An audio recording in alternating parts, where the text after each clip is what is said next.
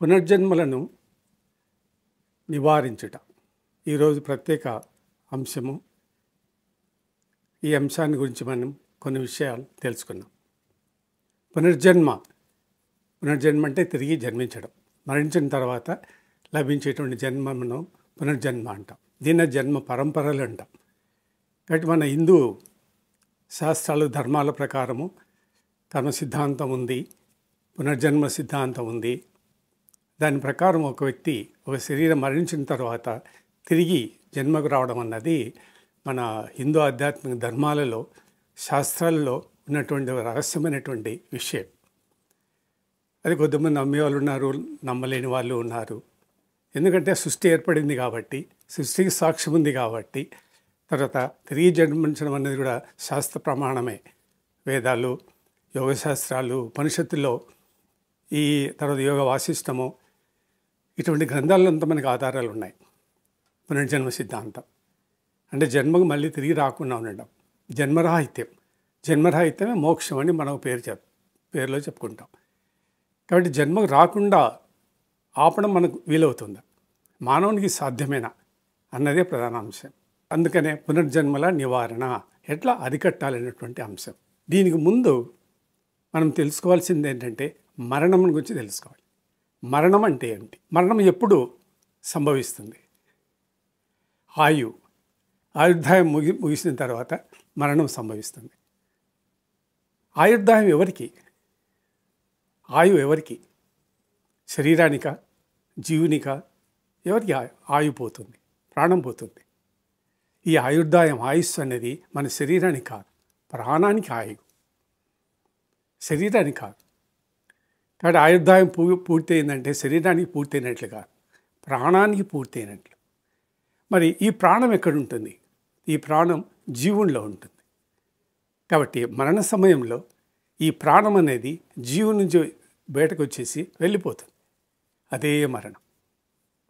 కాబట్టి మరణం అనేది కేవలం శరీరానికి కానీ జీవునికి కాదు. కాబట్టి జీవుడు వేరు. మరి జీవుడు ఎవరు అనేటువంటి రహస్య విషయం కూడా మనం తెలుసుకోవాలి. ఎక్కడి నుంచి వచ్చాడు జీవుడు? ఎలా శరీరంలోకి ప్రవేశించాడు? ఈ శరీరానికి జీవునికి ఉన్నటువంటి సంబంధం ఏంటి? కార్యక్రమాలు ఏంటి? ఇవన్నీ ఇంతకుముందు గత వీడియోలో మీకు ఈ విషయాలను చెప్పి ఉన్నాను. కాబట్టి ఈ జీవుడు యొక్క చరిత్ర, పుట్టుపూర్వోత్తరాలు ఏంటి అంటే, పరమాత్మనికి 2 జన్మలు ఉన్నాయి. దేవునికి 2 జన్మలు. ఒకటి ఆత్మ, 2 జీవాత్మ. ఈ జీవాత్మ ప్రాణాన్ని ధరించిన తర్వాత జీవుడు అవుతాడు. కాబట్టి జీవుడు జీవాత్మ 2 ఒకటే. ప్రాణం ఉండటం చేతనే జీవాత్మ జీవుడిగా రూపొందుతున్నాడు. ఆ ప్రాణం ఏదంటే పరమాత్ముడే. మళ్ళీ జీవాత్మ పరమాత్ముడే, ఆ ప్రాణం కూడా పరమాత్ముడే. జీవో బ్రహ్మ, ప్రాణో బ్రహ్మ. బ్రహ్మ పరమాత్ముడే, జీవుడు కూడా పరమాత్ముడే. ఎందుకంటే పరమాత్మ యొక్క అంశయే జీవుడు. దీని రూట్ ఏమంటే బ్రహ్మ, పరబ్రహ్మ, ఆత్మ, జీవాత్మ, చైతన్యము. చూసారా? తర్వాత జీవుడు. ఇన్ని వ్యవస్థ, పరిణామ వ్యవస్థ మార్చుకుంటూ ఈ బ్రహ్మ అనేటువంటి వ్యవస్థని చివరికి జీవరూపంలో జీవుడిగా ఉంటాడు. కాబట్టి మన శరీరంలో ఉన్నటువంటి జీవుడు ఎవరంటే పరమాత్ముడే. అంటే ఆ పరమాత్మ శరీరంలో ఉండడం కాబట్టి ఈ శరీరం నడుస్తుంది. మనం బ్రతికి ఉన్నాం, జీవించున్నాం. ఎందుకు? ఆ జీవుడు అనేటువంటి వ్యవస్థ ఉంది కాబట్టి, జీవ వ్యవస్థ ఉంది కాబట్టి. కాబట్టి మనం మరణము అంటే మనం దేనికి సూచన అంటే శరీరానికే. శరీరమే మరణిస్తుంది కానీ నీవు మరణించవు. నీవు అంటే ఎవరంటే శరీరం కాదు, ఆత్మ, జీవాత్మవు నీవు. కాబట్టి పరమాత్మలో ఉన్నటువంటి 2 జన్మల్లో ఒకటి ఆత్మ, రెండవది జీవాత్మ. జీవాత్మనే ప్రాణాన్ని ధరించి జీవుడిగా ఉంటాడు. దీనన్నిటికీ మూలము బీజం ఒకటే, పరమాత్ముడే. ఇన్ని రూపాలు, అంశాలు దాల్చుకుంటూ చివరికి జీవరూపం ధరిస్తుంది. పరమాత్మనే జీవరూపం దాలుస్తాడు. దాల్చి మానవ శరీరంలో ఉండి ఈ శరీరాన్ని నడుపుతూ ఉంటాడు. అంటే ఈ శరీరానికి కావాల్సినటువంటి చైతన్యాన్ని ఇచ్చేది ఎవరంటే జీవుడే. జీవుడైతే ఈ శరీరానికి చైతన్యం లేదు. ఒక జడం, స్పందన, చైతన్యం, తర్వాత కదలిక, ఆ క్రియాశీలక శక్తి మనకు ఈ శరీరానికి ఎలా వస్తుందంటే జీవుడే ఇస్తుంటాడు. కళ్ళు చూస్తున్నాయి, ముక్కులు శ్వాస పీలుస్తున్నాయి, చెవులు వింటున్నాయి, తర్వాత మాట్లాడుతున్నాం, శరీరం చేష్టలు చేస్తుంది, కదులుతుంది, క్రియలు చేస్తుంది. ఇన్ని కార్యక్రమాలు ఎలా జరుగుతున్నాయి, ఎవరు చేస్తున్నారు? వీటిని గురించి మనం ఎప్పుడైనా ఆలోచించామా? ఈ కార్యక్రమాన్ని చేసేది జీవుడే. కాబట్టి జీవుడు శాశ్వతం అని మరణం ఉండదు. ఎందుకంటే ఆత్మ జీవాత్మ రెండే ఉండేది. జీవాత్మ పరమాత్మకు అంశయే, కాబట్టి పరమాత్మకి మరణం లేదు. శరీరానికి మాత్రమే మరణం. ఈ మాదిరిగా ఈ జీవుడు అనేవాడు మన శరీరం నుంచి ఆయుస్సు అయిపోయిన తర్వాత బయటికి వెళ్ళిపోతాడు. అంటే శరీరం వదిలి బయటికి వెళ్ళిపోతాడు. అదే మరణం. ప్రాణం లేని శరీరం. ప్రాణం అనేది శరీరంలో ఉండదు. కాబట్టి శరీరం లేని జీవాత్మ, శరీరం లేని ఆత్మ రెండో ఒకటే. జీవాత్మ ఉంటేనే శరీరంలో అది శరీరం అవుతుంది, లేదా శరీరం కాదు. కాబట్టి ఎప్పుడైతే జీవుడు శరీరం వదిలి బయటకు వస్తాడో ఆ సూచనను మనము మరణము అంటాం. మరణం మనం సాధారణంగా అనేక పద్ధతులు చెప్పుకుంటూ ఉంటాం. నాడి ఆడటం లేదు, తర్వాత శరీరం చల్లబడింది, గుండె ఆడడం లేదు, తర్వాత కళ్ళు ఒక విధమైన రంగు ఉన్నాయి, తర్వాత రకరకాల శరీర తత్వాలను బట్టి మనము అనేక పద్ధతులతో మనిషి బతికున్నాడా లేదా అని చెప్తాం. అవి కూడా ఇండికేషన్సే, మనిషి జీవించున్నాడా లేదా అని అనేక పద్ధతులతో మనం తెలుసుకోవచ్చు. కానీ అవన్నీ ఆ పద్ధతులు ప్రధానమైనవి కాదు. మెయిన్ ఏమంటే ప్రాణమే. ప్రాణం పోయింది కాబట్టి శరీరంలోంచి నీకు రక్త ప్రసరణ లేదు, నాడీ ఆడడం లేదు, శరీరంలో వేడి లేదు, రకరకాల మరణ లక్షణాలు ధర్మాలు కనిపిస్తాయి. మూలం ఒక్కటే, ప్రాణమే. దాన్ని పలు రకాల పేర్లు మనం పెట్టుకున్నాం. కాబట్టి మరణం అంటే ప్రాణం లేకపోవడమే శరీరానికి. శరీరం మరణిస్తుంది, జీవుడు శాశ్వతంగా ఉంటాడు. మరి మరణించేటప్పుడు శరీరంలో ఉన్నటువంటి అనేక ధర్మాలు ఉంటాయి. ఇవన్నీ ఏమవుతాయి? ఇప్పుడు జ్ఞానం ఉంది, జ్ఞానం ఏమవుతుంది? జ్ఞానం బుద్ధిలో కలిసిపోతుంది. బుద్ధి అంటే ఏంటి? అంతఃకరణాలలో ఒకటి, మనసు, బుద్ధి, చిత్తం, అహంకారం. కాబట్టి ఈ జ్ఞానం మనం సంపాదించినటువంటి జ్ఞానం, ఆత్మజ్ఞానం ఎక్కడ పోతుందంటే మరణ సమయంలో బుద్ధిలో కలిసిపోతుంది. పంచభూతాల్లో కలిసిపోతుంది. ఆత్మ అఖండాత్మతో కలిసిపోతుంది. అంటే మన శరీరంలో ఉన్నటువంటి వాళ్ళు సూక్ష్మాత్మయే. అత్యంత సూక్ష్మ అణుమాత్రమే. ఈ అణుమాత్ర ఆత్మధర్మము అఖండాత్మతో కలిసిపోతుంది, పరమాత్మతో కలిసిపోతుంది, లీనమైపోతుంది. తర్వాత పంచభూతాల్లో కలిసిపోతాయి. ఇంద్రియాలు, మనస్సు, బుద్ధి ఇవన్నీ మనస్సులో కలిసిపోతాయి. మనస్సు తేజస్సులో కలిసిపోతుంది, తేజస్సు పరమాత్మలో కలిసిపోతుంది. ఇన్ని దశలు దాచుకుంటూ వస్తే కానీ మనకు ఈ శరీరానికి మరణము సంభవించదు. కాబట్టి ఈ ప్రకారం ఈ దశని దాటి చివరికి వచ్చిన తర్వాత ఈ శరీరాన్ని విడిచేస్తుంది అన్నమాట. జీవుడు వదిలేస్తాడు, అంటే శరీరం నుంచి బయటకు వచ్చేస్తాడు ఈ కారణాల వల్ల. మరి జీవుడు ఏమవుతాడు? శరీరం మరణించిపోయింది, నీ శరీరం నుంచి జీవుడు బయటకు వచ్చాడు. ఈ జీవుడు ఏమవుతాడు? సృష్టి విధానం ఏంటి? ఈ జీవుడు అనేవాడు శాశ్వతమైన వాడు. మనకు తెలుసు, జీవాత్మని గీతలో కూడా కృష్ణుడు చెప్తాడు, దీనికి మరణం ఉండదు. ఎప్పుడూ అనాదిలో పుట్టినవాడు అనమాట ఈ యొక్క జీవుడు. పరమాత్మ నుంచి వచ్చినవాడు, పరమాత్మకు అంశవాడు జీవుడు. సనాతనమైనటువంటి నా అంశయే జీవలోకంలో జీవుడుగా ఉన్నాడు అని అంటాడు కృష్ణుడు గీతలో. అంటే పరమాత్మకు అంశయే జీవుడు. ఇది మరణం ఉండదు, శాశ్వతం. ఆత్మ, జీవాత్మ రెండు శాశ్వతం. మరి ఈ జీవుడు ఏమవుతాడు? శరీరం నుంచి బయటకు వచ్చిన తర్వాత మళ్ళీ పునర్జన్మకు వస్తాడు. అంటే పునర్జన్మకు రాకముందు జీవుని యొక్క వ్యవస్థ ఏంటి? జీవుడు ఏమవుతాడు? ఏ రకంగా తర్వాత రూపం దీల్చుకుంటాడు? దీనికి 3 దశలు ఉన్నాయి. ఒకటి జీవుడు మోక్షానికి పోవడం, రెండోది స్వర్గానికి పోవడం, మూడోది తిరిగి జన్మించడం. ఈ మూడిట్లో ఏదో ఒకటి జరగాలి. కానీ మోక్షానికి మాత్రం పోవడం లేదు. ఎవరో 100 కోటికి ఒక్కడు మాత్రమే మోక్షానికి పోతాడు. మన గీతల్లో కూడా కృష్ణుడు చెప్పాడు, కోట్లలో ఏ ఒక్కడో నన్ను గురించి తెలుసుకొని మోక్షాన్ని పొందేది అని. కాబట్టి 100లో 1% పెట్టుకోండి, 1% మంది 101 మాత్రమే మోక్షానికి పోతాడు. మోక్షం అంటే మరణించిన తర్వాత వెళ్ళడం కాదు. జీవుడు మోక్షానికి పోడు, ఎక్కడ ఏ లోకానికి పోడు. జీవుడు పరమాత్మ అంశయే, జీవుడు ఆనంద స్వరూపుడే, మోక్షరూపుడే. కానీ మన ప్రయత్నపూర్వకంగా మోక్షం పొందాలంటే జీవాత్మ పరమాత్మ రెండు కలపాలి. దీన్ని జీవ బ్రహ్మైక్య రాజయోగం అంటాం. మరణం తర్వాత మోక్షం రాదు. శరీరం మరణించిన తర్వాత పునర్జన్మనే వస్తుంది, మోక్షం రాదు. మోక్షం జీవించి ఉండగానే సాధనల ద్వారా, యోగం ద్వారా జీవ బ్రహ్మైక్య రాజయోగం, శివైక్యం కావాలి. చూసావా? అయినప్పుడే మనకు మోక్షం లభిస్తుంది. తర్వాత మరణించిన తర్వాత మనకు మోక్షము లభించదు. ఎందుకంటే మోక్షానుభూతి పొందాలంటే నీకు శరీరం ఉండాలి, ఇంద్రియాలు ఉండాలి. ఆ రెండు ఉన్నప్పుడే నువ్వు మోక్షానుభూతి నీకు కలుగుతుంది. మరణించిన తర్వాత జీవుడు మోక్షాన్ని పోయేది ఉండదు. జీవుడు మళ్ళీ తిరిగి ఆ పునర్జన్మ రావాల్సిందే. సృష్టి విధానంలోనే ఉంటాడు. ఈ సృష్టి విధానంలో ఉండి గాలిపటాలలాగా ఈ జీవుడు గాలిలో తిరుగుతూ ఉంటూ అనేకమైనటువంటి జన్మలు తీసుకుంటూ ఉంటాడు. ఓ శరీరం వదిలేస్తాడు, ఇంకో శరీరంలోకి ప్రవేశిస్తుంటాడు. ఆ జీవుని యొక్క కర్తవ్యం అంతే. కాబట్టి మోక్షం అనేది అందరికీ ప్రాప్తించదు. రెండవది స్వర్గం. స్వర్గానికి పోవడం. ఈ స్వర్గానికి పోవడం అంటే ఏంటి? స్వర్గం అంటే సుఖము, సంతోషము, విశిష్టమైన ప్రత్యేకమైన సుఖాలు సంతోషాలు అనుభవించడమే స్వర్గం. స్వర్గం అంటే వేరే లోకానికి పోవడం కాదు. లోకం జీవుని పోవడం అనేది ఉండదు. ఎందుకంటే లోకానికి పోవాలంటే ఈ శరీరం పనికిరాదు. ఈ శరీర ఇంద్రియాలు, ఈ యొక్క మనసులు ఇవన్నీ ఉపయోగపడవు. అందులో మరణించిన తర్వాత మనకు శరీరం ఉండదు. జీవుడు శరీరం వెళ్ళిపోతాడు, కానీ ఈ శరీరం శ్మశానానికి వెళ్ళిపోతుంది. కాబట్టి ఈ శరీరం స్వర్గాన్ని పోయే ప్రసక్తి ఉండదు. స్వర్గాన్ని దాన్ని అనుభూతి పొందాలంటే శరీరం ఉండాలి, ఇంద్రియాలు ఉండాలి. ఉన్నప్పుడే నువ్వు స్వర్గానుభూతి పొందుతావు. కాబట్టి స్వర్గం పోయేది కూడా కుదరదు జీవించి ఉన్నప్పుడు. వెళ్ళాలంటే సశరీరంగా వెళ్ళాలి, శరీరంతో పాటు వెళ్ళాలి. శరీరం ఉన్నప్పుడే వెళ్ళాలి.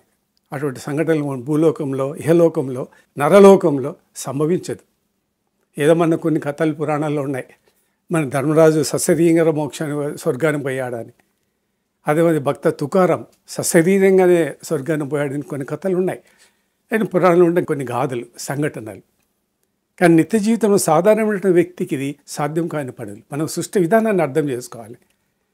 స్వర్గానికి వెళ్ళాలంటే ఈ శరీరం ద్వారా సాధ్యమా అన్న ప్రశ్న. శరీరం మరణించిన తర్వాత మనకు శరీరం ఉండదు.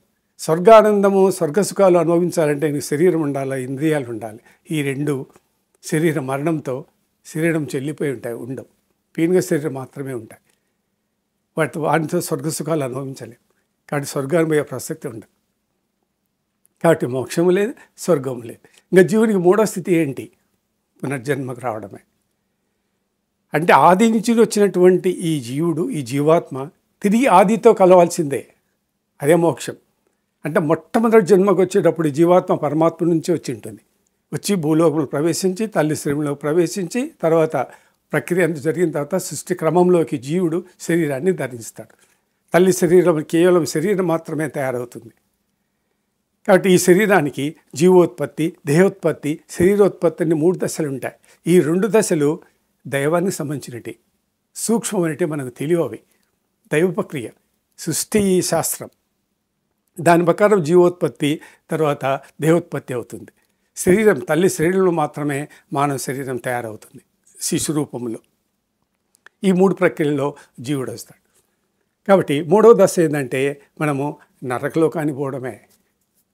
నరకలోకానికి అంటే పునర్జన్మ పొందడమే. నరకలోకం అనేది కూడా మనం ప్రత్యేకంగా బయట ఎక్కడో పైన ఉందని కాదు.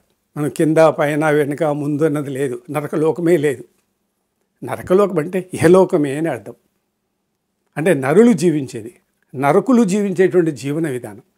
ఎక్కడ ఉంది ఈ నరకలోకం అంటే నీ కుటుంబమే, నీ సంసారమే, నీ జీవన విధానమే, నీ సంస్కార జీవన విధానమే. అదే నరకం. ఈ జన్మలో నేను మా తల్లిదండ్రుల ఇంట్లో పుట్టాను, అదే నాకు నరకం. మరు జన్మలో నేను నా పక్కింట్లో పుట్టచ్చు, నెక్స్ట్ ఇంకొక వీధిలో పుట్టచ్చు, ఇంకొక ఊరిలో పుట్టచ్చు. నరకలోకం అంటే గుర్తుపెట్టుకోండి, ఇహలోకమే. ఈ లోకంలోనే మళ్ళీ తిరిగి పుడతాం, ఈ లోకంలోనే ఇంకొక ఇంట్లో జన్మిస్తాం, ఇంకొక శరీరంలో జన్మిస్తాం. అదే పునర్జన్మ. కాబట్టి ఈ 3 దశలలో 95% సాధారణ వ్యక్తులందరూ పునర్జన్మకు రావాల్సిందే. కాబట్టి ఇప్పుడు మన ప్రధానమైనటువంటి ప్రశ్న ఏంటంటే, ఈ పునర్జన్మను మనము నివారించవచ్చా? జన్మను ఎలా ఏంటి మనకు తెలియదు, అయినా దేవాధీనంలో ఉంటాయి, మనకు తెలియదు. కానీ యోగ శాస్త్రాల ప్రకారము, కొన్ని శాస్త్రాల ప్రకారము తిరిగి జన్మించుట అనేటువంటి సిద్ధాంతాన్ని ప్రతిపాదించారు. కానీ దీన్ని ఎలా అరికట్టాలని యోగ శాస్త్రాల ప్రమాణాలు కూడా ఉన్నాయి. మళ్ళీ పుట్టకుండా ఏం చేయాలని. జన్మించడానికి మన దగ్గర ఏ విద్య లేదు, అదంతా పరమాత్మ ఉంది.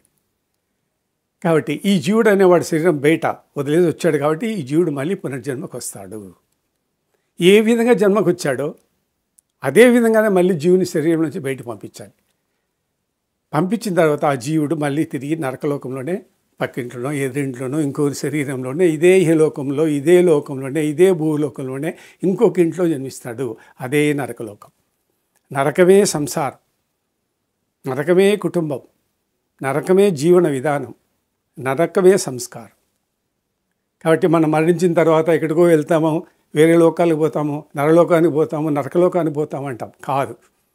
నరకం అంటే నరకులు జీవించేటువంటి విధానం, మానవ శరీరానికి సంబంధించినటువంటి జీవన విధానం పాటించేటువంటి వ్యవస్థకు పోతాం. కాబట్టి జీవన విధానం ఎక్కడ ఉంటుంది? సంసారంలోనే ఉంటుంది. కాబట్టి వాడు సంసారంలోనే పుట్టాలి. కాబట్టి ఆ జీవుడు తిరిగి మళ్ళీ సంసారంలోనే పుడతాడు. అదే నరకలోకం, నరుల లోకము అని. కాబట్టి మళ్ళీ ఇదే కర్మలు, ఇదే పాపాలు, ఇదే సుఖాలు దుఃఖాలు అనుభవించాలి. కానీ పూర్వకాలంలో కొంతమంది యోగులు దీనిపైన సాధన చేశారు. చేసి పునర్జన్మ లేకుండా ఎలా చేసుకోవాలి, ఎలా తప్పించుకోవాలని ఆలోచన చేశారు. మరి పునర్జన్మ తప్పించుకోవచ్చా?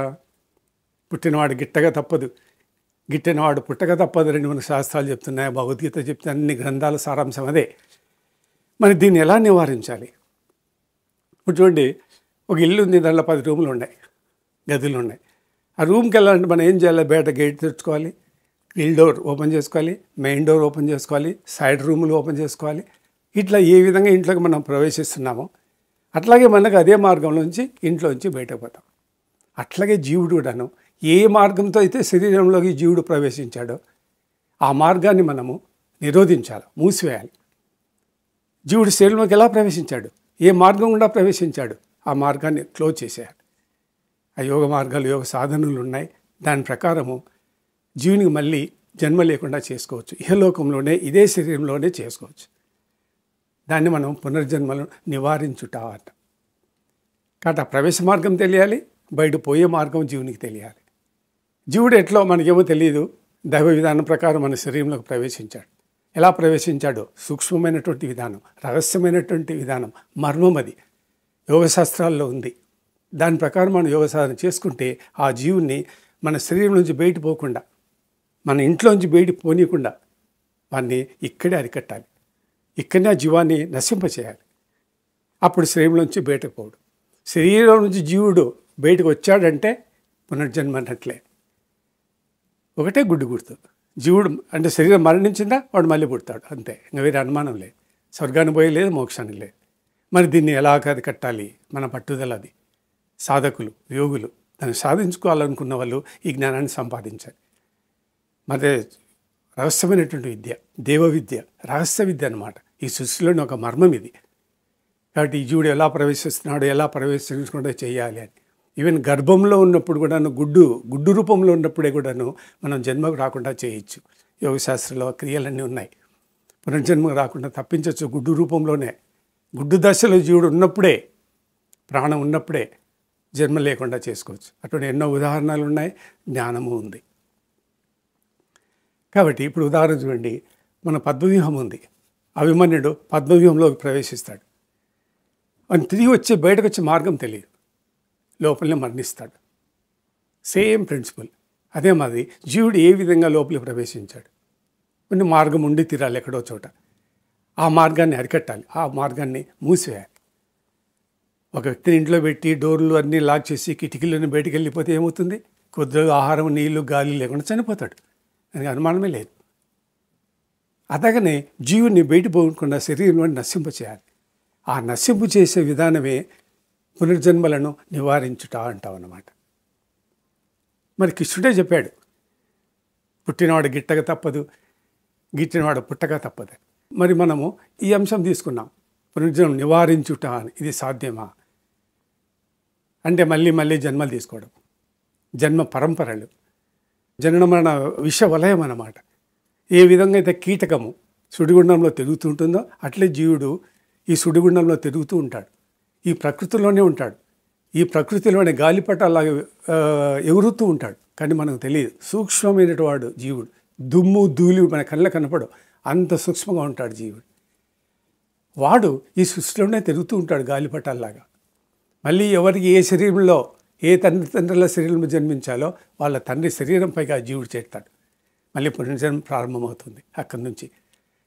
అందుకే జీవ జన్మ, జీవ మరణం అంటాం. జీవునికి జన్మ ఎప్పుడు? తల్లి గర్భంలోంచి బయటకు వచ్చిన తర్వాత డేట్ ఆఫ్ బర్త్ అంటాం. అది కాదు, జన్మదినం అది కాదు. జీవాత్మ ప్రాణం ఎప్పుడైతే తల్లి శరీరం లోపల ఉన్నటువంటి శిశువు లోపలికి ప్రవేశిస్తుందో ప్రాణము, అది జన్మదినం మనకి. 7 నెలల గర్భంగా ఉన్నటువంటి స్థితిలో ఒక పర్టికులర్ దినం, ఆ దినం రోజు ప్రాణం జీవాత్మ జీవుడు ఎప్పుడైతే శరీరంలోకి ప్రవేశిస్తాడో శిశువు, తల్లి శరీరం ద్వారా శిశువులోకి ప్రవేశిస్తుందో అదే జీవజన్మ. కానీ మనము డేట్ ఆఫ్ బర్త్ని ఏం తీసుకుంటాము? తల్లి గర్భం నుంచి బయటకు వచ్చిన దినం తీసుకుంటాం, లేదా ఆపరేషన్ చేస్తే ఏ రోజు ఆపరేట్ చేస్తామో ఆ ఆపరేషన్ దినం తీసుకుంటాం టైము డేట్ ఆఫ్ బర్త్గా. అది జన్మదినం. దినం ఏదంటే శరీరంలోంచి ప్రాణం ఇప్పుడు బయటపోతుందో అప్పుడు. శరీరంలోంచి ప్రాణం పోయే టైం వేరు, బయట మనం చూసినటువంటి టైం వేరు. వీడు మరణించాడా లేదా అని తెలుసుకోవడానికి ప్రాణం పోయిన టైంకు మనము భౌతిక ప్రపంచంలో మనం నిర్ధారించడానికి టైం గ్యాప్ ఉంటుంది. ఎన్ని గంటలకు మరణించాడంటే 10, 10:30 అయ్యుండొచ్చు అంటాం. ఎప్పుడో రాత్రిలో ఎప్పుడో మరణించాడు, మేము తెల్లవారునాక చూసామంటాం. అదే టైం తీసుకుంటాం. ఖచ్చితమైన టైం మనకి మరణించిన తర్వాత తెలియదు. కాబట్టి జన్మకి ఎప్పుడు వచ్చాడో, మన డేట్ ఆఫ్ బర్త్ ఏది, మన మరణ టైం ఏమి మనకు తెలియదు. ఎందుకంటే ప్రాణం ఎప్పుడు పోతుందో మనకు తెలియదు. జీవుడు ఎప్పుడు తల్లి గర్భంలో 7వ నెలలో ప్రవేశిస్తాడో మనకు తెలియదు. అవి జీవజన్మ జీవమరణ. కాబట్టి కృష్ణుడేమో చెప్పాడు మళ్ళీ పునర్జన్మ తప్పదని, కర్మ సిద్ధాంతం కూడా ఉంది. మరి కృష్ణుడు చెప్పాడు కదా జన్మ తప్పదని, మరి పునర్జన్మ ఎలా తప్పుకోవాలి?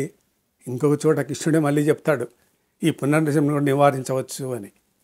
అంటే అర్జెంటుగా అవసరమైనటువంటి కొన్ని జ్ఞానసూత్రాలు మాత్రమే బోధించాడు. అంత మాత్రం చేత పునర్జన్మను అరికట్టలేము అని కాదు, నివారించలేమని కాదు. ఇంకా శాస్త్రాలు ఉన్నాయి, వేదాలు ఉన్నాయి, ఉపనిషత్తులు ఉన్నాయి, యోగశాస్త్రాలు ఉన్నాయి. అవన్నీ బోధించాలి అర్జునుడికి. అప్పుడు ఎంత కావాలో అంతే చెప్పాడు.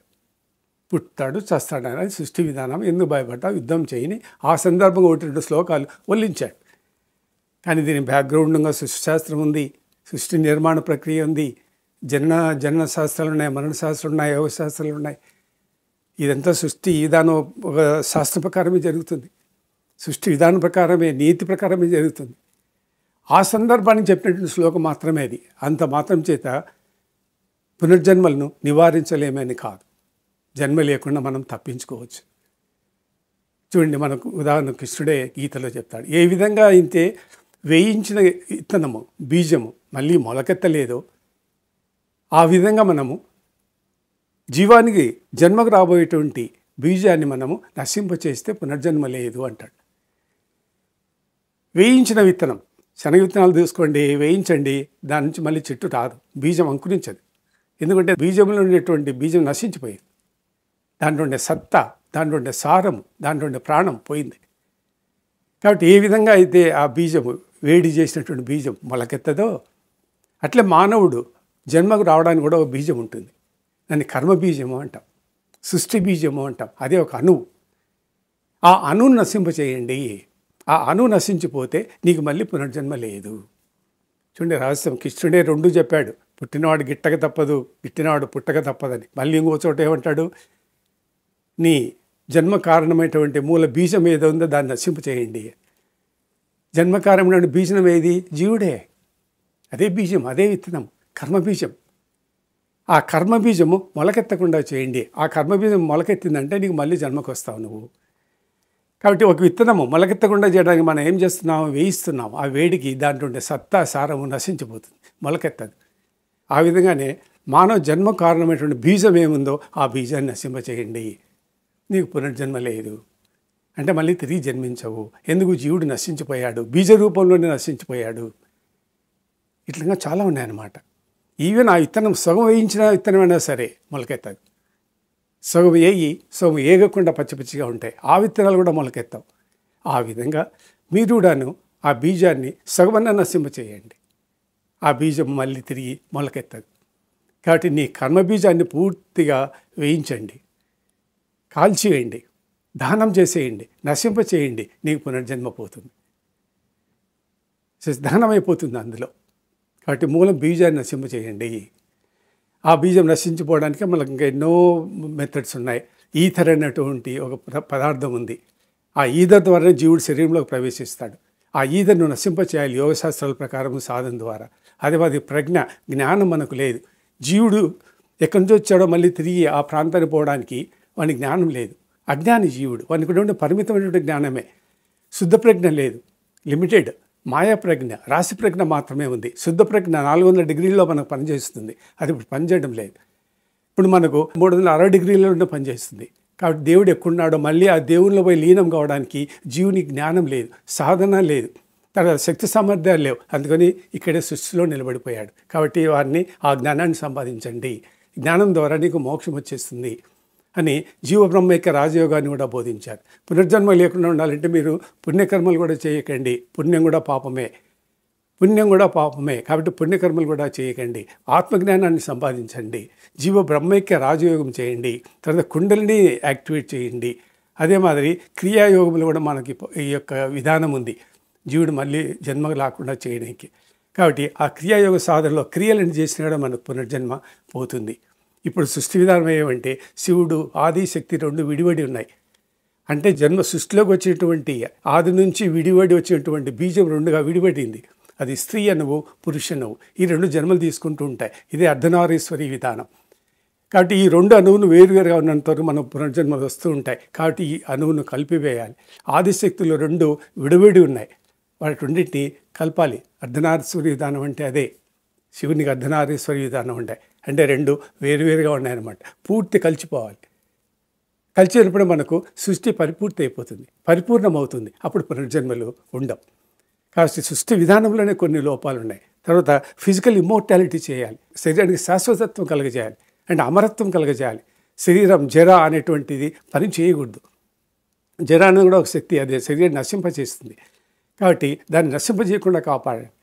కాబట్టి ఆ జరను సాధించాలి, యోగ సాధననే సాధించాలి. తర్వాత మృత్యువు, కాలుడు, కర్మదేవుడు, జర, ఈ 4 అతి శక్తివంతమైనటువంటి సృష్టి తత్వాలు. ఈ 4 తత్వాలను జయించాలి. ఇది క్రియాయోగం ద్వారా సాధ్యమే, కుండలి యోగం ద్వారా సాధ్యమే, ప్రాణాయామం ద్వారా కూడా సాధ్యమే. ఇంకా వేరు ప్రక్రియలు ఉన్నాయి. దాని ద్వారా మనము ఈ 4 వ్యవస్థల్ని నశింపచేయచ్చు. కాబట్టి మనకు చివరి శత్రువు ఎవరు అంటే మృత్యువు. ఆ మృత్యువునే మనం జయించాలి. ఆ మృత్యువుని జయిస్తే మనకు పునర్జన్మ అన్నది రాదు. ఫిజికల్ ఇమ్మోర్టాలిటీ శరీరానికి రావాలి. ఆది శక్తి రెండు విడివడి ఉన్నాయి, ఆ రెండింటిని ఐక్యం చేయాలి. కుండలిలో ఖాళీ స్థలం ఉంది. ఆ ఖాళీ స్థలంలో కేవలం శక్తి ఆది మాత్రమే ఉంది, బ్రహ్మ లేడు.